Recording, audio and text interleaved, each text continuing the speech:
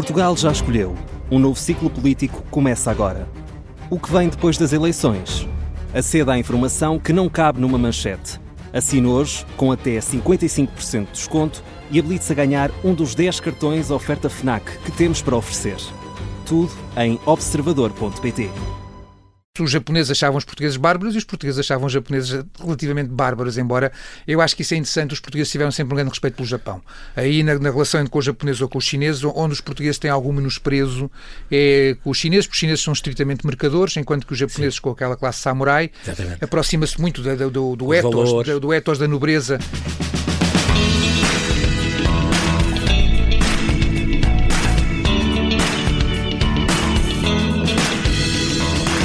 Exatamente há 30 anos, em janeiro de 1996, num gesto inédito que fez história em Portugal e no mundo, suspendia-se a construção da barragem de Foscoa, salvaguardando assim aquelas que seriam quilómetros de gravuras rupestres com mais de 20 mil anos. Com a classificação dos sítios pré-históricos de arte rupestre do Vale de Coa, criava-se um dos 17 sítios e monumentos portugueses atualmente classificados Património Mundial pela Unesco. Construir uma narrativa cronológica da nossa história, nela introduzindo esses 17 sítios na sua conjuntura histórica, seja o momento de origem, seja o de evoluções significativas posteriores, é o que se propôs o historiador e escritor João Paulo Oliveira Costa, professor catedrático e investigador especialista nos descobrimentos. É também um celebrado autor de ficção histórica, sendo autor de 8 romances históricos, o último dos quais saiu há 2 anos e intitulado A Capitoa. Conta a vida aventurosa da nobre que foi mulher do Flamengo, que no século XV foi o primeiro capitão do Faial e do Pico. Olá, João Paulo, e bem-aja por ter aceitado este meu convite. Bem-vindo de volta aqui à Rádio Observador. É um gosto, como sempre. É um prazer estar aqui a falar consigo.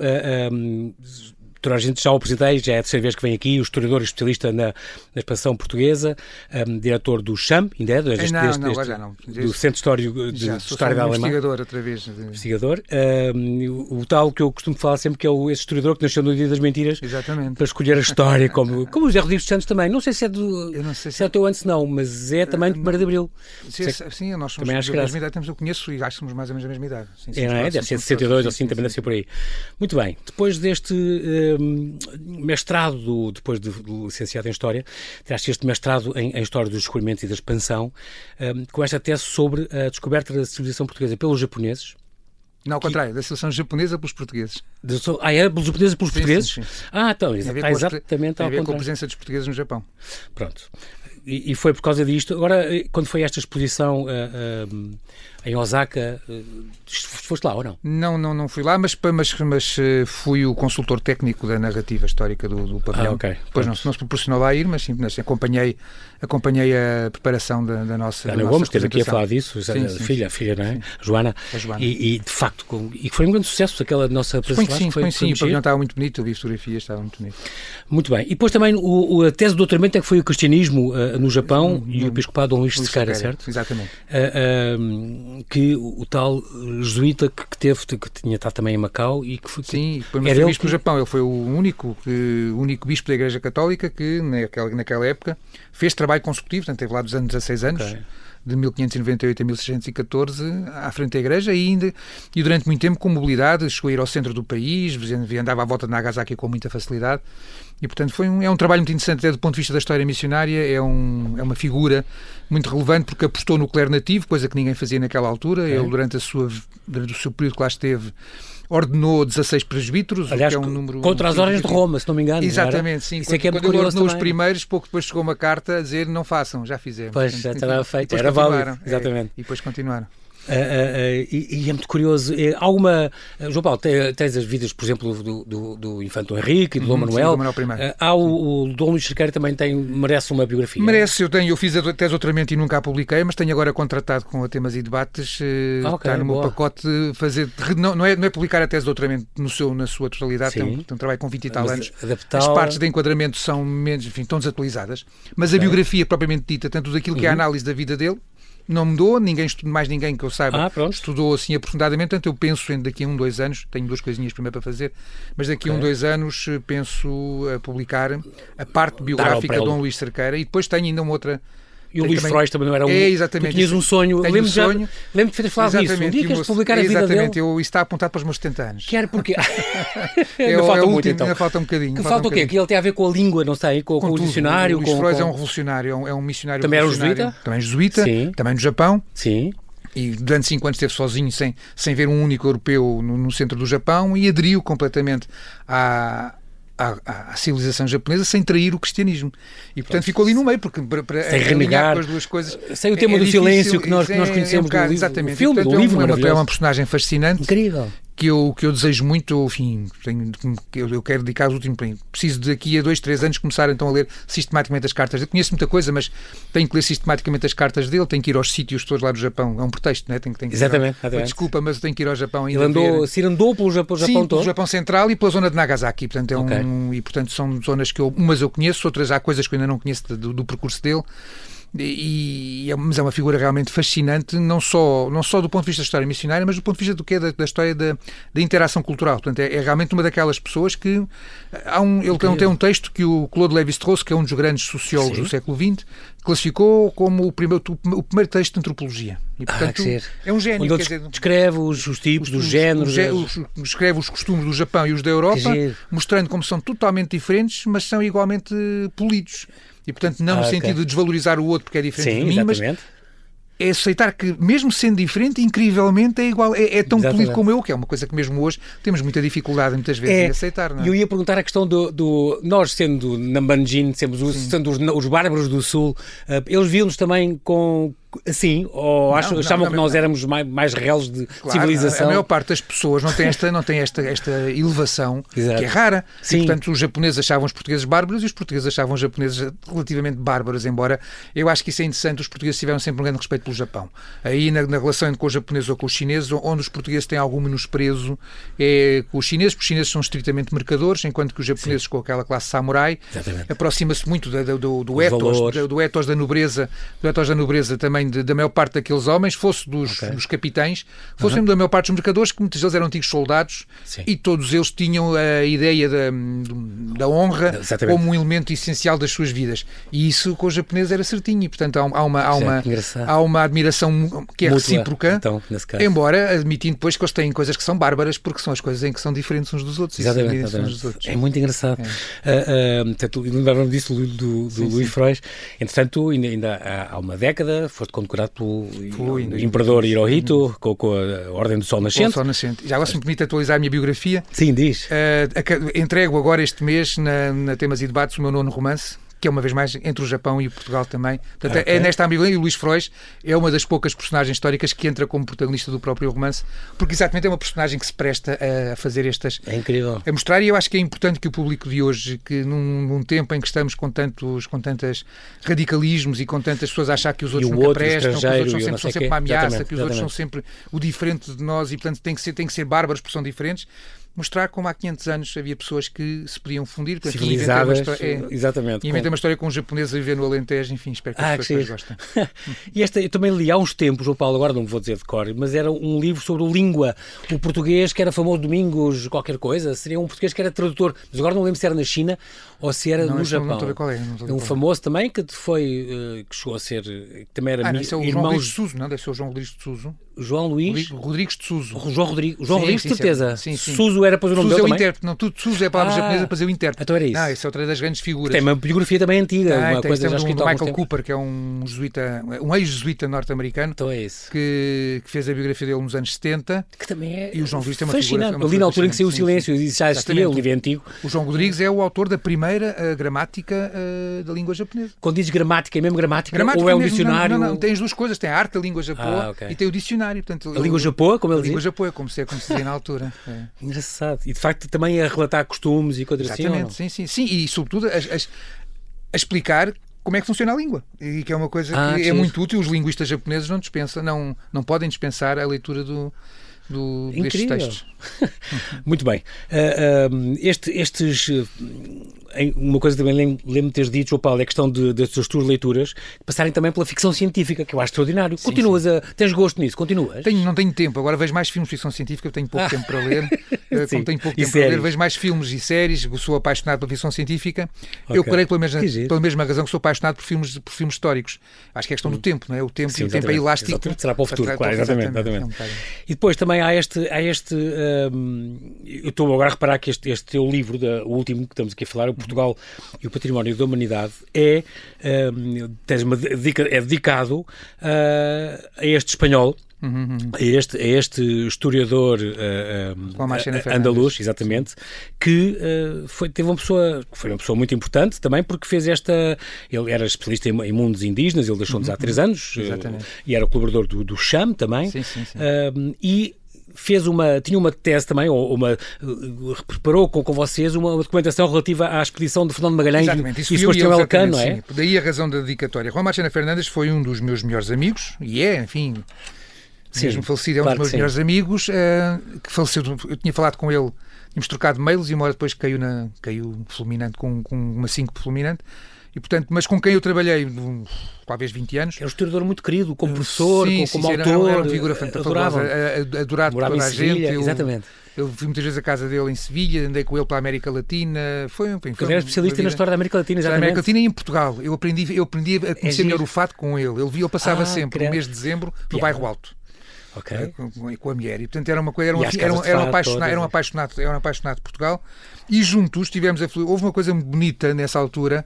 Estas coisas da Unesco, já agora explicar, portanto, tudo o que são estas classificações da Unesco resultam sempre de candidaturas apresentadas pelos Estados-membros e candidaturas de um Estado. Pois, esta teve uma coisa especial. E exatamente, o que aconteceu aqui foi que, apesar de todas estas, nós sabemos que houve umas polémicas, e houve até a Academia Espanhola que fez umas diatribes a certa altura, mas uma coisa são os egoísmos das pessoas, outra coisa, o Colombo, todas estas questões. Mas felizmente, nessa matéria, apesar de, entre os académicos, haver algumas pegas, eu acho que nisso o Estado espanhol e o Estado português têm tido uma elevação muito grande neste olhar partilhado sobre aquilo que partilharam há 500 anos atrás, Portugal e Castela. É muito curioso, é muito importante. E é muito interessante, e tanto Portugal e Castela, Portugal e Espanha, acordaram relativamente depressa em comemorar conjuntamente a celebração do Magalhães. O que estava previsto inicialmente eram 2 grandes exposições, uma em Sevilha e outra no Porto, com grandes exposições. Acontece é que pelo meio veio o Covid, portanto a de Sevilha ainda só inaugurou, na presença do rei, suponho que foi o nosso presidente que esteve lá também a participar, foi no Arquivo das Índias, eu via mais tarde, e depois, mas só que a do Porto depois foi uma coisa minimalista, porque ainda tinha havido o Covid, e as pessoas perderam o elan e desmobilizaram. De qualquer maneira, o que fizemos também, e eu fui o comissário científico português e o Juan foi o comissário científico espanhol, em colaboração com o diretor da Torre do Tombo, que é na altura o Silvestre Lacerda, e com a diretora do Arquivo das Índias de Espanha, e com técnicos dos Ministérios dos Negócios Estrangeiros e dos Assuntos Exteriores de Espanha. Quiseram elevar esta documentação à memória do mundo, não é? Juntámos um conjunto de documentos, uns da Torre do Tombo, outros do Arquivo das Índias, que são documentos escritos a propósito da viagem, ou pelos protagonistas da viagem, e porque o diário mais famoso, que é o Diário do Pigafetta, já é património da humanidade há muito tempo. Sim, mas estes documentos não eram... a carta do achamento do Pedro Álvares Caminha, a mesma coisa. E conseguimos que este conjunto de documentos que nós referenciamos se tornasse memória do mundo. E é a primeira vez que a Unesco candidatura conjunta, então, dos dois países. É uma conjunta dos Estados. Foi um processo bonito, filo com um dos meus melhores amigos. Infelizmente, entretanto, faleceu e, portanto, achei que era a pessoa que mais merecia que a dedicatória neste livro. Exatamente, bem merecida. Esta edição das Temas e Debates, então, que temos aqui. Entretanto, falámos, assim por alto, desta tua... este interesse pela ficção, que já tem 17 anos, onde tu começaste, não me engano, no Império dos Pardais, estás no primeiro? Já foi em 2008 o primeiro. O Império dos Pardais é 2008, portanto, já estamos em 26. Exatamente. Já estamos a fazer o Império dos Pardais, e depois o Fio do Tempo, depois o Cavaleiro do Alverce, o ciclo dos Amigos do Rei, depois o ciclo, também esta trilogia da Dama do Samurai. Esta captou, se não me engano, há 2 anos, ainda houve a estreia do Alta Índia. Sim. Esta em 2021, sempre na Temas e Debates. Sim.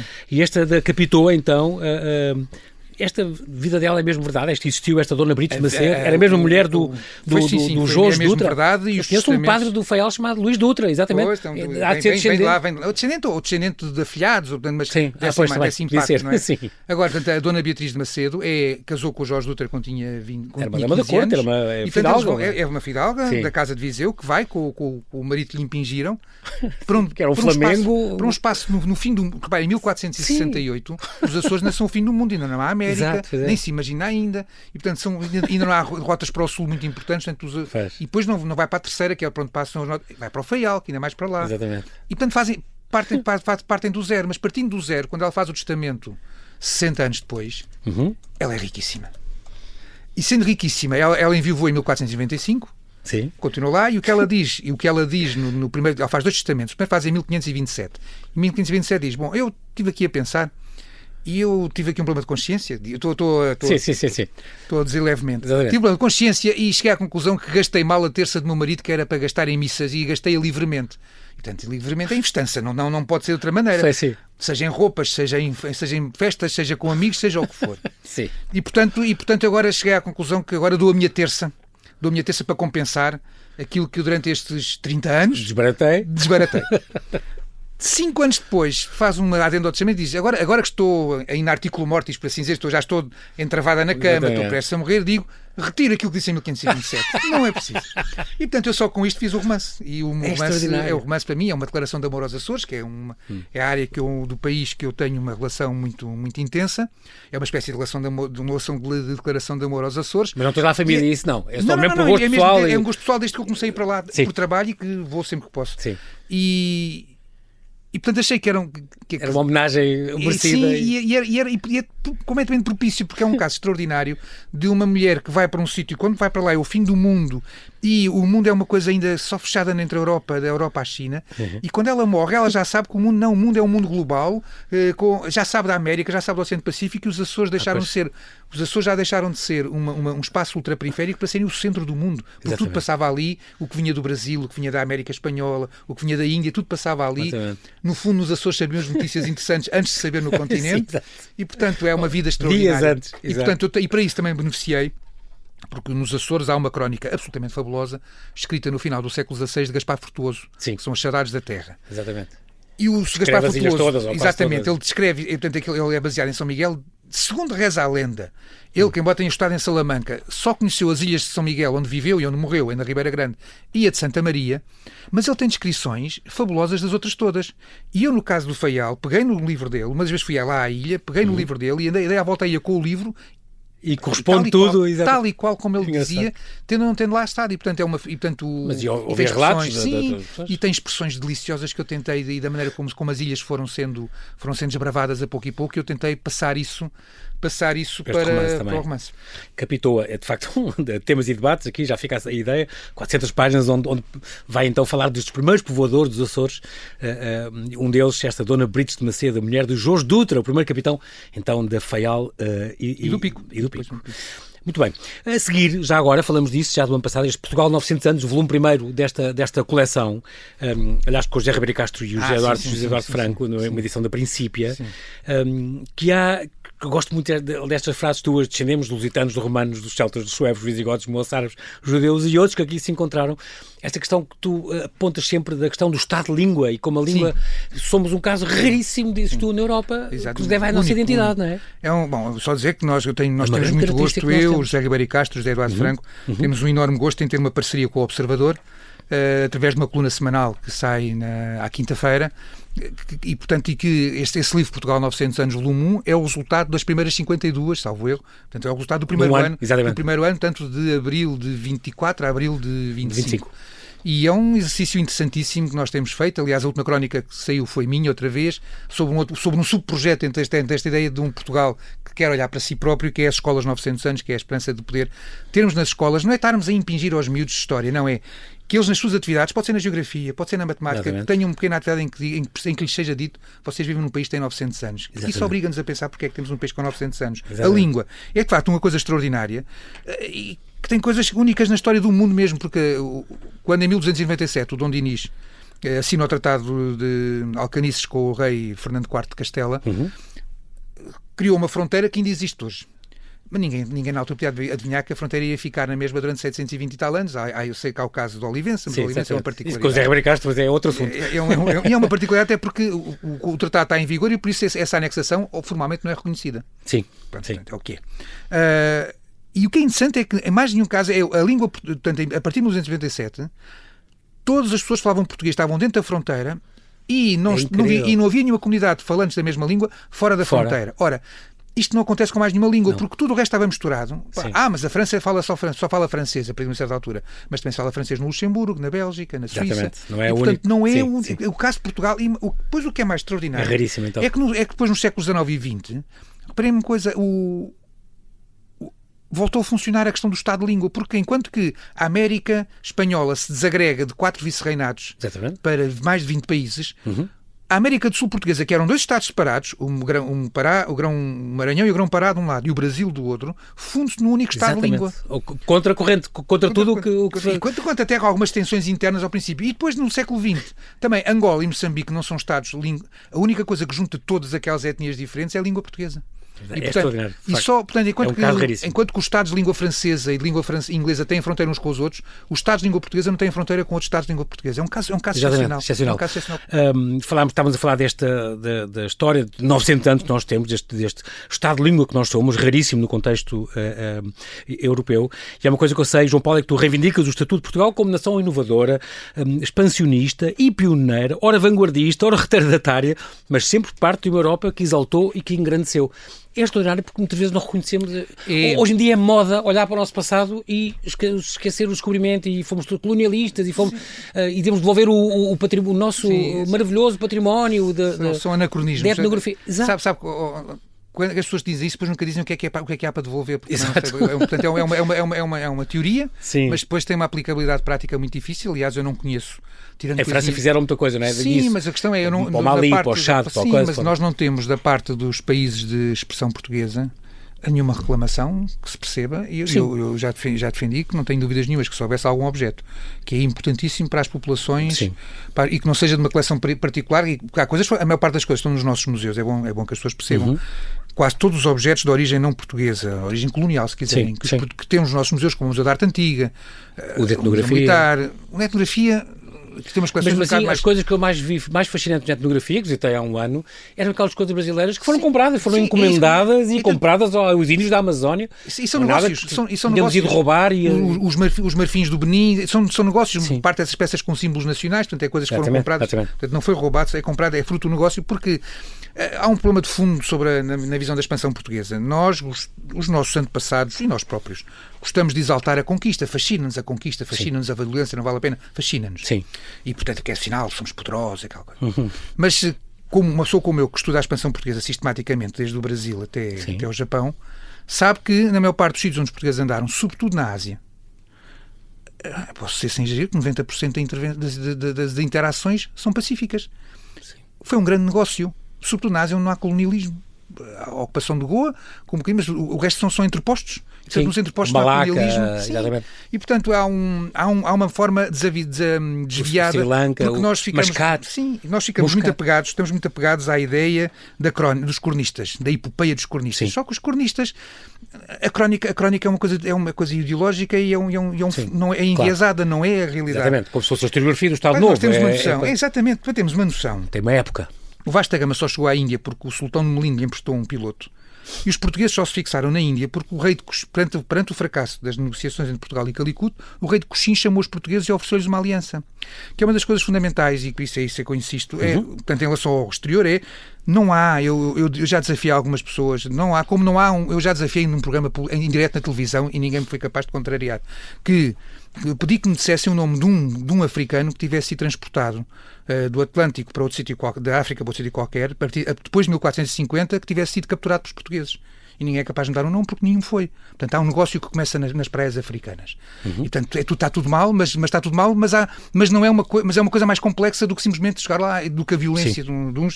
Há um conjunto de negociações. E eu não conheço uma única intervenção e ocupação num território, ou fixação num território, para ser mais correto, que não tenha resultado de esforços aliados. Ou seja, que os portugueses, sim, atuaram violentamente contra populações locais, mas porquê? Porque tinham ao lado outras populações locais suas aliadas, os portugueses, e bate ali, bate naqueles que são os nossos inimigos, e agora vamos juntos aproveitar isto. Fizerem os portugueses, fizerem os ingleses, a expansão europeia é uma coisa muito mais complexa, é uma coisa articulada. Os povos ultramarinos não são um agente passivo da história, que é o que muita gente, que sendo aparentemente crítica da expansão, no fundo que cai no mesmo erro dos que exaltam a expansão, que é fazer dos indígenas um agente passivo da expansão e transformar os europeus numa espécie de super-homens, porque só um super-homem é que chegava sozinho e se impunha sem saber negociar com os locais. E, portanto, há como a história da escravatura, que já existia muito antes em Angola, antes que Angola não era Angola, era aquela... Agora, em relação a este livro, e à questão que me colocava, ainda há outra coisa, nós temos uma tendência, que mesmo os filósofos dizem muito, que Portugal viveu sempre de costas para a Europa, e o que eu tenho mostrado é que isso nunca existiu, desde a conquista de Lisboa. Mas já começamos, o nosso primeiro rei é filho de um francês e de uma galega. Exatamente. Para começar, não pode ser uma coisa, não é de um par de lusitanos. Depois tomou Lisboa, porque graças aos cruzados que vinham na... Começa com os cruzados, exatamente, que vêm do mar, e portanto a conquista de Lisboa é uma operação europeia, negociada pelos portugueses, mas perdendo a Europa. E Portugal viveu sempre em função da Europa. Aliás, aquilo que garante a independência de Portugal, num contexto peninsular, ao contrário do que tinha sido antes lá o reino dos suevos, ou mesmo a Lusitânia, face aos romanos, é que Portugal tem mar. Ora, tem mar para quê? Tem mar, nos primeiros 200 anos, o mar de Portugal não é para os Açores sequer, nem para a Madeira. O mar é para a Europa, para a Europa do Norte, ou para o Mediterrâneo. Portanto, é um mar europeu. Exato. Com a vantagem que Portugal, que Lisboa e a costa portuguesa em geral e o estuário do Tejo em particular estão praticamente no centro da Europa, no centro da linha costeira da Europa. Portanto, nós somos periféricos se olharmos para o território, mas se olharmos só para a linha de costa, deixamos de ser periféricos para ser centrais. E isso dá-nos uma força extraordinária. É uma força estratégica extraordinária. Exatamente, uma posição... porque toda a gente para aqui. Por isso é que continuamos a ter um hub para a TAP e continuamos a ser um porto de paragem de tantos navios de cruzeiro. É porque exatamente a geografia não se alterou e, portanto, as vantagens de Portugal... No Cáucaso não era a mesma coisa, nunca teríamos essa sorte. Exatamente. O Miguel Gomes Martins teve cá outro dia, aliás, falar da conquista de Lisboa, a propósito dos cruzados e da ajuda que nós tivemos, é que não teria sido uma coisa ad hoc, como as pessoas pensam, aconteceu, passaram por aqui. Não, foi uma coisa planeada. Foram recrutados de propósito. Exatamente. Pôs aqui os pontos nos is, do que já há provas disso. Exatamente. Muito bem. Importância para o mundo. Esta lista, esta rede do património mundial de Portugal, esta RPMP, tem alguns objetivos. Tem a ver com o quê? Com a gestão e reabilitação destes espaços, divulgação? Eu acho que sim. Por um lado é a conservação, ou seja, por um lado é distinguir os sítios que são património da Unesco, têm como característica a sua excepcionalidade. Sim. Por isso é sempre trabalhar com os critérios. E depois, muitas vezes, ao classificá-lo, estamos a protegê-lo. Sim. Foscoa, foi por aí que começámos. Exatamente. Foscoa é um caso admirável, devo dizer, que este livro vem na sequência de um outro livro que eu escrevi, chamado Portugal na História, uma Identidade, cuja análise cronológica eu retomei agora neste pequeno livro para aplicá-la à questão para envolver a história dos próprios 17 e inseri-los nesta narrativa histórica, cronológica. Exatamente. Está muito bem feito. Foscoa é um caso extraordinário porque...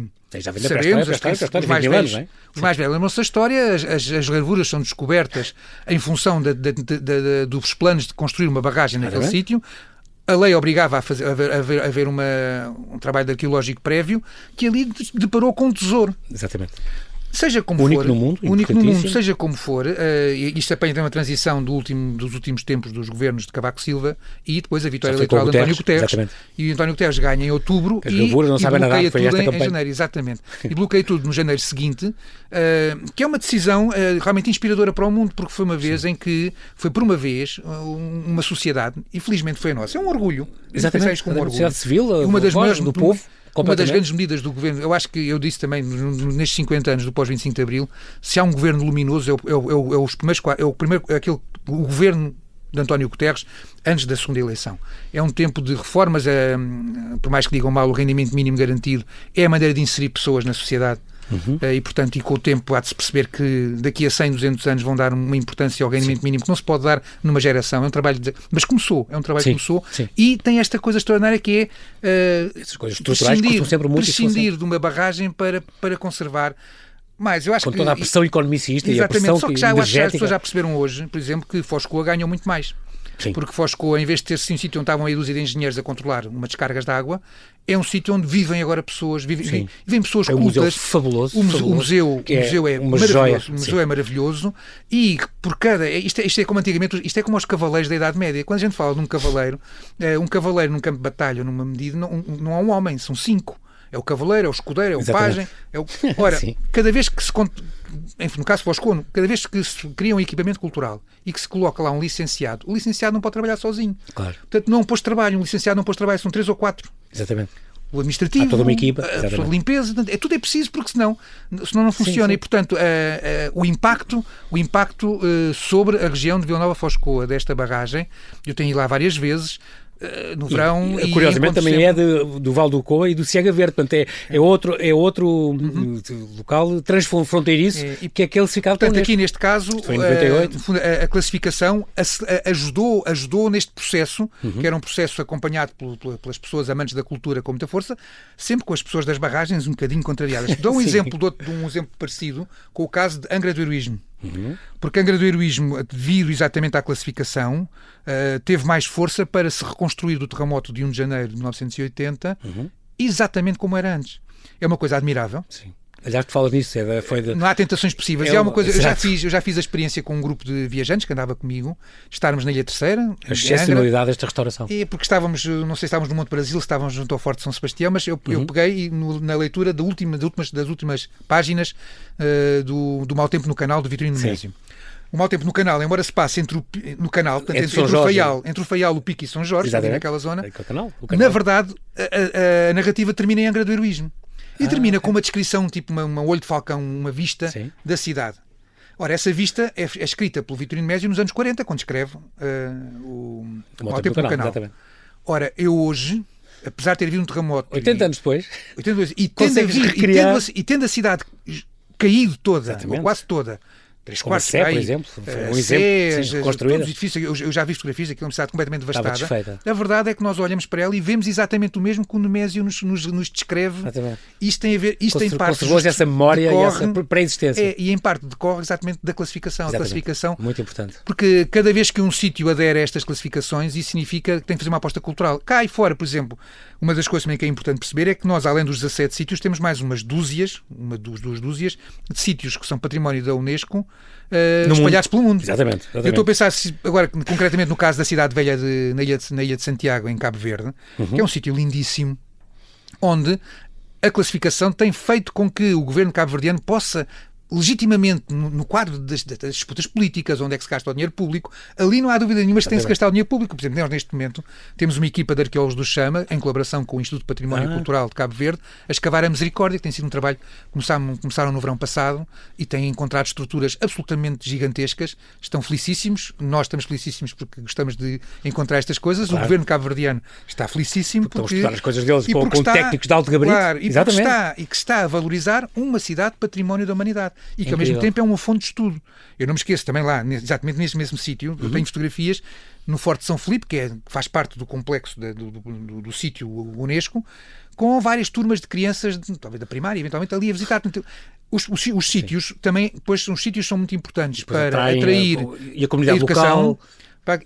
Envolve a comunidade local. E atrai também o turismo, evidentemente. Claro. Ou seja, também pode ser no Pico, o caso da Ilha do Pico, desde que foi feita a declaração. A classificação por causa da classificação, da vinha do os trilhos, foram refeitos os trilhos. Há todo um... É uma coisa fascinante.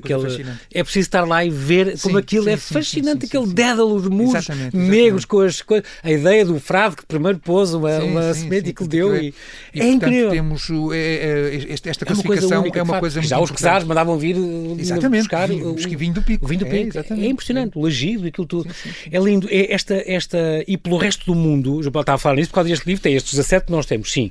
Mas pelo património no resto do mundo, é desde Mazagão, a Kunta Quinte, é o São Jorge da Mina, no Ghana, o Príncipe da Beira, na fronteira entre o Brasil e a Bolívia, que é Macau. A Ilha de Moçambique é o único sítio, por enquanto, do Estado de Moçambique, é a Ilha de Moçambique. Exatamente, com a fortaleza. Exatamente, claro, classificado. Exatamente. Olha, eu posso dizer que colaborei na constituição de 2 dossiês no Japão.